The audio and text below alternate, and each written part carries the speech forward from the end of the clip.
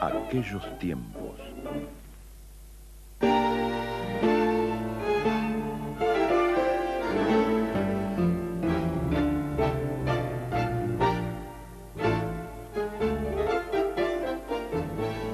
Irrevocablemente, las paredes que ayer se levantaran de apuro, jugándole una carrera a la creciente del río, hoy se resisten indemnes frente al correr de los años y a los flashes de las cámaras en manos de turistas extranjeros.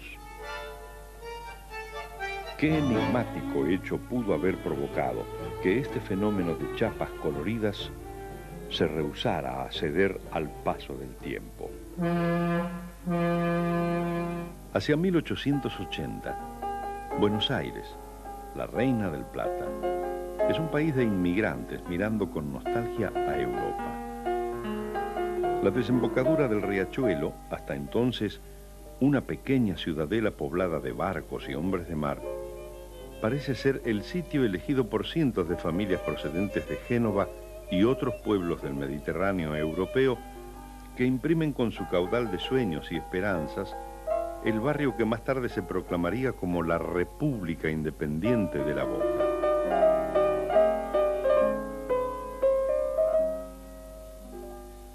La Boca se perfila como el barrio con índice de pobreza más elevado de la capital federal. Aún prevalecen los conventillos coloridos, las calles angostas y empedradas, las históricas cantinas, el Club Atlético Boca Juniors y el clima arrabalero que desde principios de siglo quedaron retratados en las pinturas del representante por excelencia de la cultura boquense en el mundo, Benito Quinquela Martín, en fiel unión a las composiciones del músico y poeta Juan de Dios Filiberto, el autor de tango que enarboló con mayor acierto y singular pasión el alma bohemia del pueblo boquense, creador del afamado Caminito.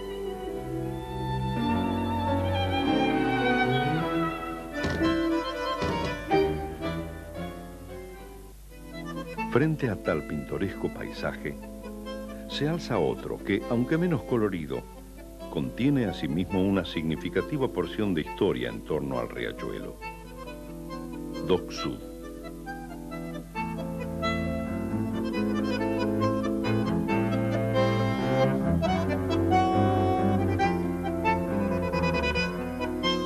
En las aguas contaminadas del riachuelo que se extiende solemne bordeando al barrio, igual que en el siglo pasado, parten como ayer pequeños botes de remos que cruzan gente de una orilla a la otra por algunas monedas. Hoy un paseo típico para visitantes.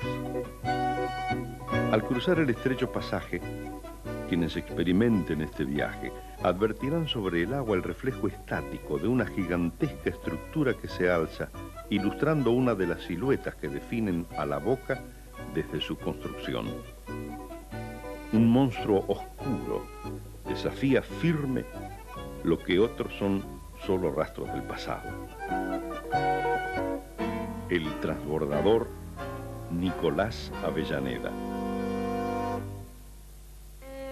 El viejo puente transbordador Nicolás Avellaneda reposa en la quietud del abandono de una Buenos Aires que a diario se nutre de las más modernas edificaciones, acaso a tono con los tiempos que le avienen.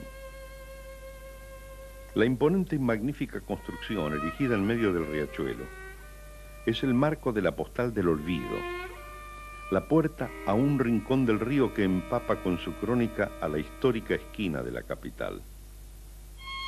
Paradójicamente, a la fidelidad que guardan los habitantes de esta patria chica, a la cultura atemporal que impregna la Boca, es notable que la historia del viejo transbordador sea de las menos conocidas por quienes a diario perciben su presencia en estado de abandono. No así quien fue testigo de sus años de servicio y protagonismo en las necesidades de los habitantes, conservan la imagen del puente glorioso, artífice de una prometedora alianza entre la capital y la provincia, y, por qué no, de la realización del sueño impedido por el paso de las aguas. Nací aquí en La Boca. Mi padre era carbonero, con la cuadrilla al hombro, carro y caballo, viejo de acá de La Boca. Y teníamos que hacer el cruce del riachuelo sobre el transbordador, sobre el viejo puente, donde estaban los carros y caballos, los viejos cadeneros. Tremendo trabajo. Hacíamos el reparto. Toda la isla Maciel, todo el Docsú, de papa y de carbón, las cuadrillas, de las bolsas de carbón, de 5 kilos, de 10 kilos, cebollas. Y dura la vida, la mañana temprano. Y bueno, cuando entrábamos en el transbordador, en el viejo puente, entraban 2 carros digamos, de 3 caballos cada uno. Y el de mi padre era uno solo. Más de eso no entraba. Y a los costados la gente, los pasillos. Era problema porque los caballos son inquietos. Y era un problema ubicarlos. El puente le decían. No le decían transbordador. Era el puente. Para la gente era el puente. De acá para allá y de allá para acá. Era una aventura cruzar, era muy lindo. Ojalá lo pusieran en práctica ahora, que me dijeron que es muy posible lo pongan en práctica. Vamos a ver si se llega a concretar eso, ¿no?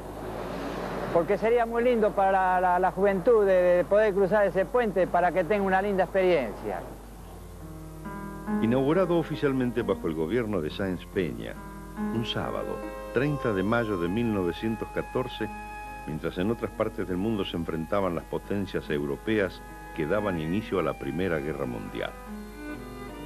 El transbordador aspiraba a una eminente misión: unir la capital con la isla Maciel, tal como lo informara el diario La Nación en una crónica que publicó entonces a causa del evento, donde informa textualmente: esta tarde fue inaugurado, ante numerosa concurrencia, el puente Nicolás Avellaneda, así bautizado en homenaje al gran estadista que forjó el crecimiento de la provincia. Otro artículo informa que durante el acto de inauguración hizo uso de la palabra el señor Julián Pérez, presidente de la Sociedad de Fomento de la Isla Maciel, en nombre de la cual se descubrieron 2 placas de bronce con la figura en relieve de Avellaneda. Dichas placas fueron extraídas y no se lucen en la actualidad. En dicho acto hubo una larga espera hasta que el transbordador pudo ponerse en funcionamiento por falta de corriente eléctrica. Cuando por fin fue puesto en marcha, inició su recorrido con tal mala suerte que la barquilla solo se desplazó desde el muelle de la isla Maciel hasta el de La Boca sin efectuar su camino de retorno. Quedó frenado por deficiencias en su mecanismo. Aún así, fue de gran conmoción para la gente que hasta entonces, los trabajadores del lado de Docsud, obreros de la carbonera, los astilleros, la usina Cate y el frigorífico Anglo que reunía 17.000 obreros, debían cruzar este tramo de riachuelo en bote y los tranvías no tenían acceso directo. Se entregaron medallas de oro, plata y bronce a quienes concurrieron a la ceremonia.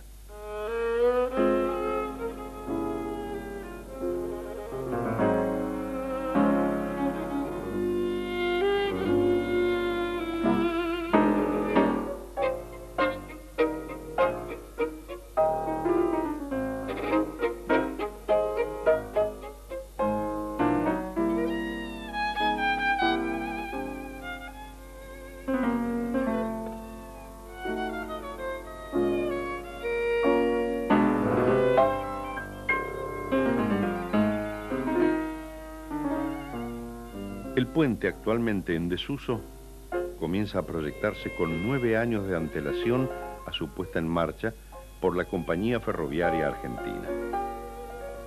En 1905 se sanciona la ley que autoriza al Ferrocarril del Sud la construcción de un puente carretero sobre el Riachuelo, en la prolongación de la avenida Almirante Brown, a unos 500 metros sobre la unión del Riachuelo y la Dársena Sud.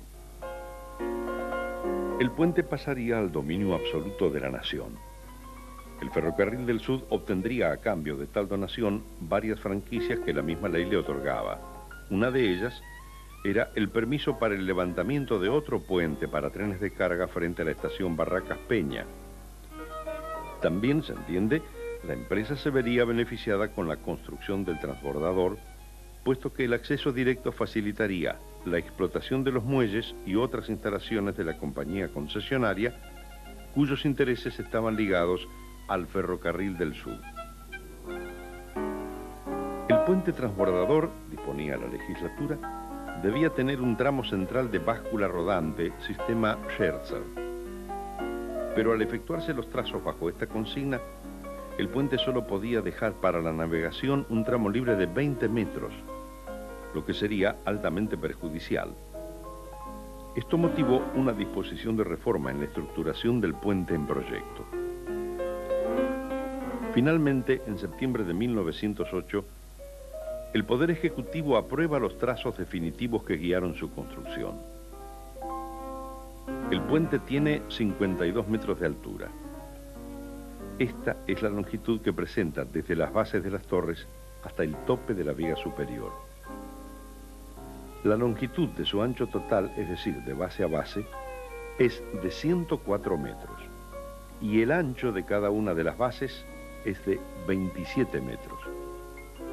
Las dos torres laterales distan a 25 metros una de otra. Es este el tramo libre que deja para la navegación. Sobre estas torres se sostiene una viga superior de la cual pende un carro sujetado a un cable carril que lo conduce.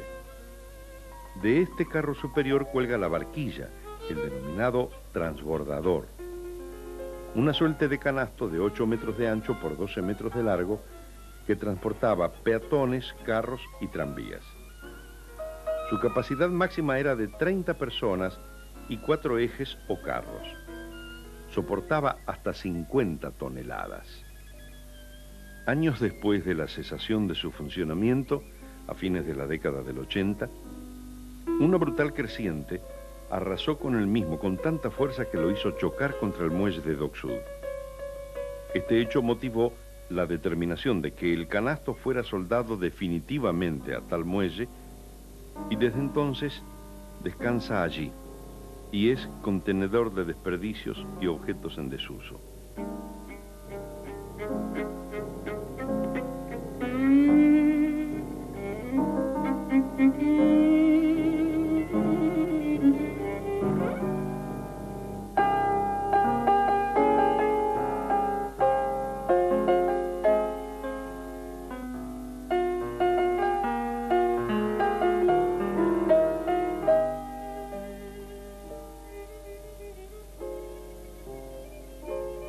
En el mismo se sitúa la cabina desde la cual se activaba su marcha.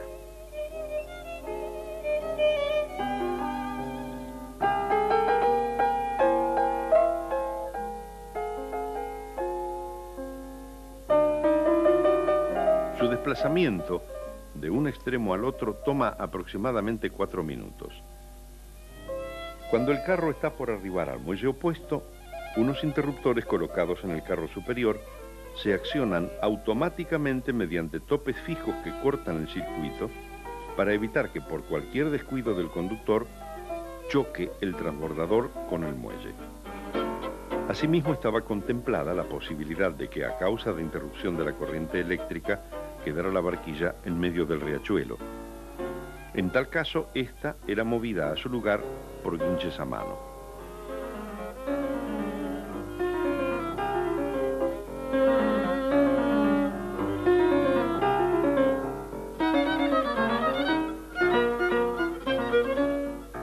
Los vecinos que habitaban las casas más aledañas a don Nicolás Avellaneda solían escuchar el crujir de los engranajes cada vez que el transbordador iniciaba su marcha.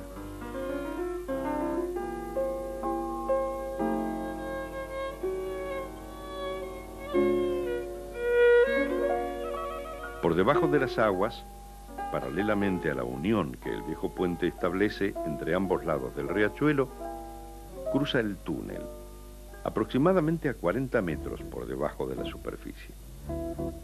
Por allí pasaban las tuberías de gas y cables eléctricos que iban de provincia a capital. Dicho túnel tenía acceso por las casillas que se observan a pocos metros de cada torre. Hoy el túnel se halla inhabilitado y las tuberías que cumplen en la actualidad dicha función se amoldan a la estructura del puente, visibles en el amarillo que las contrasta del óxido.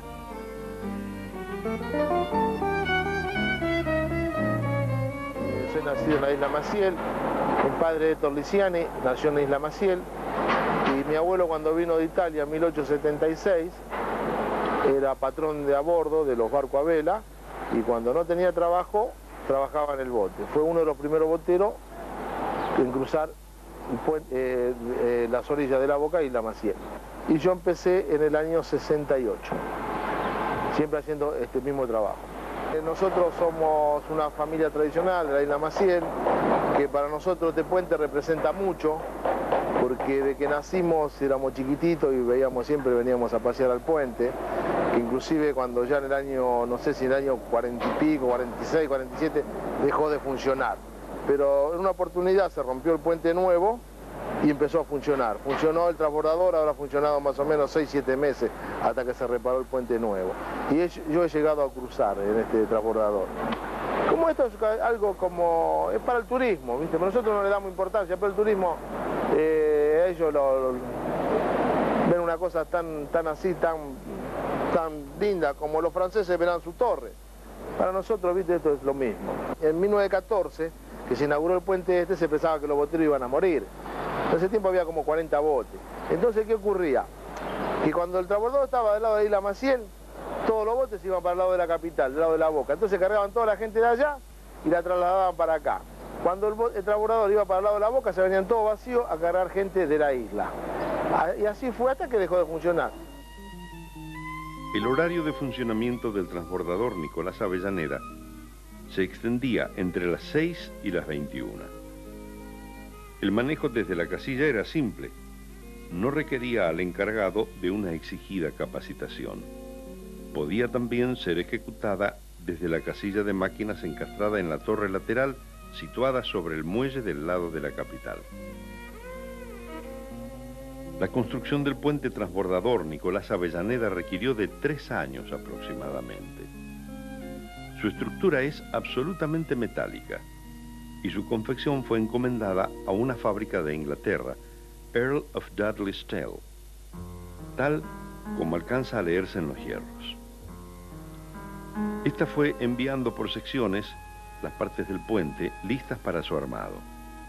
Mientras aquí los contratistas edificaban los cimientos de cada una de las 2 torres laterales, compuesto por 8 cilindros de mampostería de ladrillos de 90 centímetros de espesor en su parte externa y rellenos de hormigón. Estos cilindros pueden observarse asomar al pie de cada pilar. Los cimientos en que se apoya toda la construcción se sumergen 24 metros por debajo de la superficie del agua. Para fijarlos se debió atravesar varias capas de distintas materias y espesores con el fin de lograr que garanticen la resistencia necesaria. Para atravesar algunas capas fue necesario el uso de dinamita. La misma era colocada debajo del azuche y se la hacía explotar eléctricamente. La explosión resquebrajaba el terreno y permitía descender al cilindro. Para el caso se prefirió la contratación de inmigrantes sin familiares por el peligro que implicaba la riesgosa construcción. Tal es así que se lo llamaba el Puente de la Muerte.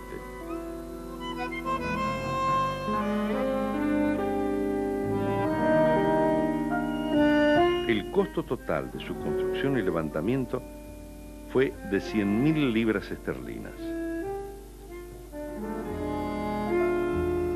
El transbordador contribuyó con eficacia a aumentar las operaciones portuarias de la ribera sur del riachuelo. Otros dos puentes transbordadores cumplieron idéntica función en la misma época, aunque ya no se los puede divisar en este paisaje. Uno fue el bautizado Presidente Luis Sáenz Peña, librado al servicio público en abril de 1914. Este desembocaba en el pasaje Garibaldi. El otro fue bautizado con el nombre de Capitán Justo José de Urquiza. Desembocaba en la avenida Patricios y se inauguró el 2 de marzo de 1915. Ambos puentes funcionaban con tarifas prefijadas para los usuarios. Y en la actualidad, solo persisten 3 transbordadores de estas magnitudes en todo el mundo. Uno en Newport, el otro en Newcastle, al norte de Inglaterra, y el Nicolás Avellaneda.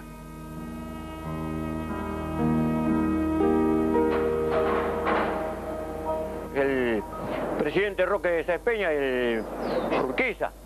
Y yo crucé el país con eso, ¿viste? Cruzaba. 5 centavos te cruzaban ellos ahí.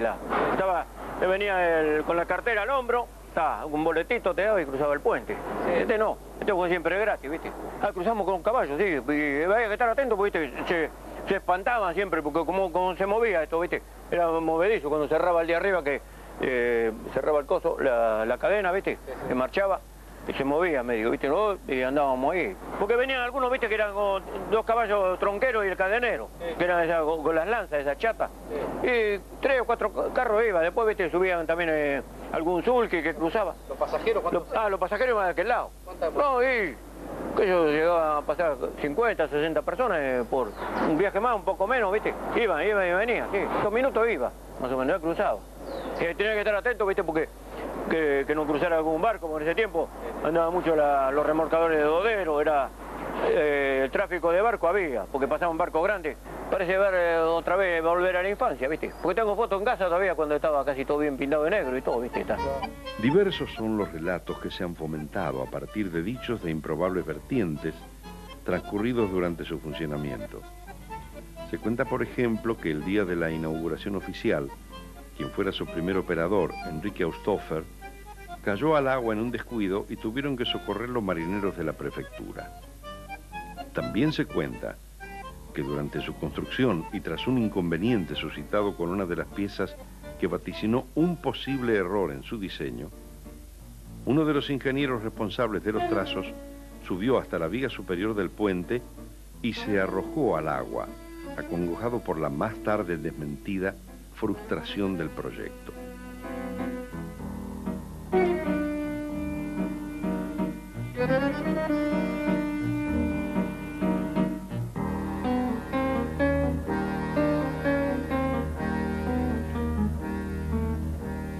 O sea, no puede estar La Boca sin ese puente. O sea, es como decirte, por eso yo digo que es como una Torre Eiffel, ¿no? Porque realmente es una de las estructuras más importantes que tiene el barrio. Es pensar un poco en ver reflejado toda una época que se vivió en el barrio, porque ese puente precisamente fue creado cuando toda la revolución industrial estaba haciendo auge en esta zona, en la zona sur. O sea, era una época de mucha intensidad de trabajo, mucha actividad portuaria. Entonces este puente favoreció mucho todo eso. Que la gente ve esa plancha ahí detenida, no tienen ni idea. Ellos piensan que la gente sube el puente, pasa por arriba y baja nuevamente. Y no es así. Era una plancha que se desplazaba de una margen del río al otro por rieles. En cambio, el otro puente paralelo se levanta como un ascensor a 47 metros del nivel del río, permitiendo el paso de los grandes barcos, que obviamente ya igualmente no pueden ingresar por la autopista 25 de Mayo que va a La Plata, porque no tiene la suficiente altura. El puente Nicolás Avellaneda, el otro, creo que la última vez que lo vi abierto fue cuando Puenzo filmó la película La Peste. Esa coproducción que se hizo, bueno, ahí se abrió el puente, pero esa fue una excepción de la regla. Ahora está tomando un poco más de auge el cine, pero antiguamente La Boca era un punto clave para las filmaciones.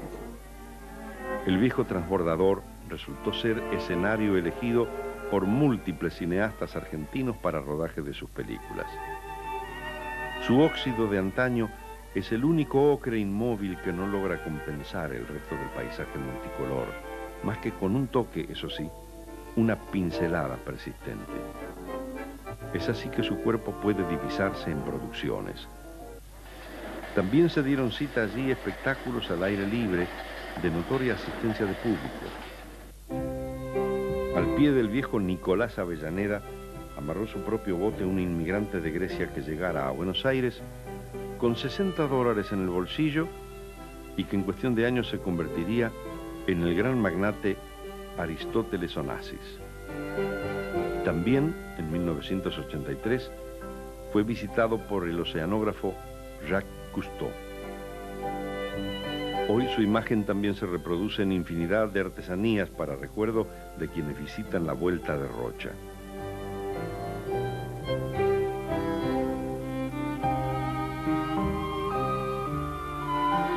Ese puente pasó desapercibido muchísimas veces para mí, pero digamos, una vez que nos metimos en el tema y uno va conociendo la historia de esa estructura, de las horas que llevó la construcción, la época del país en que fue montado, uno va mirándolo de otra manera. Realmente es imponente, es una estructura no solo por el tamaño que tiene, sino que nos ha tocado subir prácticamente hasta la parte más alta y cruzar por la viga de una punta a la otra. Y ver Buenos Aires de ahí arriba es fabuloso, es fantástico. No se escucha prácticamente el tránsito de Pedro de Mendoza. Es realmente para nosotros que, digamos, si bien tenemos construcciones de todo tipo de maquetas, cuando nos contratan para este trabajo realmente fue apasionante porque hoy para nosotros el Puente de la Boca lo miramos de otra manera, ¿no? Un puente con historia, un monumento que realmente trasciende el horizonte de Buenos Aires, ¿no? El mismo fue de a poco quedando en desuso hacia 1940, a partir de la construcción del nuevo puente Nicolás Avellaneda, en su época el mayor de Sudamérica, que inmediatamente reemplazó los servicios del viejo transbordador. En principio, transbordador y levadizo. Luego, a partir de la década del 80, su transbordador deja de funcionar y queda destinado exclusivamente al circuito vehicular. Ya no contempla, por ejemplo, el cruce de personas discapacitadas que, de otra manera, el transbordador hacía posible. Mucho después vino la autopista, y con esta infinidad de vehículos cruzan a diario el riachuelo y pasan a metros del viejo transbordador, ignorando tal vez la enorme fracción de historia que yace en esos hierros que el tiempo herrumbró.